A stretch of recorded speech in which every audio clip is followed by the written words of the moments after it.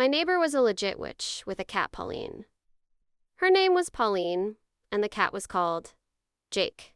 I miss them both. Pauline was super friendly, and Jake was kind of funny, being so possessive and careful with her, a big, black, pistof-looking cat. She didn't always used to be a witch. She was, I think, a retired nurse or something in a hospital. Later, I heard it said she wasn't a nurse at all, just the housekeeper and laundry lady. Whatever, people can be so mean. Anyway, she had never married, just lived by herself in a house with garden she kept wild, Jake coming and going as he pleased, kinda taking care of her. Because there were always people visiting her. Think at first she tried to keep herself to herself, and to Jake, as it should be. But people wouldn't leave her alone. Always coming to her door to talk about their sicknesses and illnesses. Pauline would talk to them over a cup of tea and help figure it out. The person would leave and soon feel better.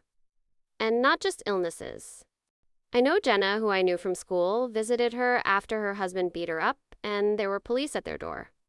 Folks said Pauline helped Jenna and her kid disappear. And when my cousin called me a few months ago crying, I just heard myself telling her to visit Pauline. I didn't hear from my cousin for a long while after that. She left her husband. Clinics were shutting down. Services were few and then fewer.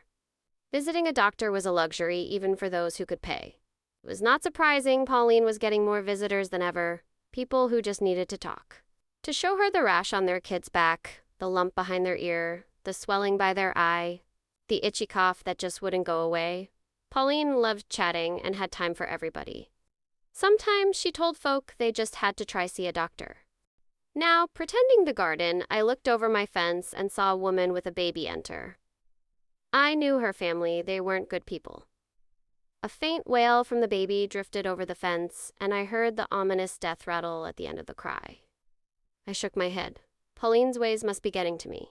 I tried to concentrate on my weeds. The mom and her baby came back out into the garden. The mom was crying too, silent tears pouring down her face. Pauline should have known better. Metal, metal, metal. Now she was talking. Then I heard the mother's reply, Pauline, I can't. But times. Plus the travel time, and I just don't have the money. No, I already took out no, the baby walled, and Jake glared at them. The mother left, and Jake slunk after her. It was darkening. I couldn't sleep. I'd heard the baby had died an hour or so earlier, and even though I didn't know the family, the news was upsetting. I stood by my window looking at Pauline's house, dark, overgrown garden. Why didn't she try hard help the baby? Was she even a nurse? Lit up by the streetlights, I saw a streak of black running towards Pauline's house. Jake was returning. Why was he so agitated? He slipped inside. Less than 60 seconds later, Pauline appeared at the door. I watched them jump into her old car and drive off. Was there an emergency? And then I saw them. A swell of angry men pouring into the street Pauline had just fled. I could hear them growling and angry. I recognized some uncle's cousins of the baby who had just died. They all gathered outside Pauline's house, yelling. And then first Molotov cocktail smashed into her window, followed by the second and third. The crowd thickened. The flames leaped high. The house was burning, and I never saw Pauline and Jake again.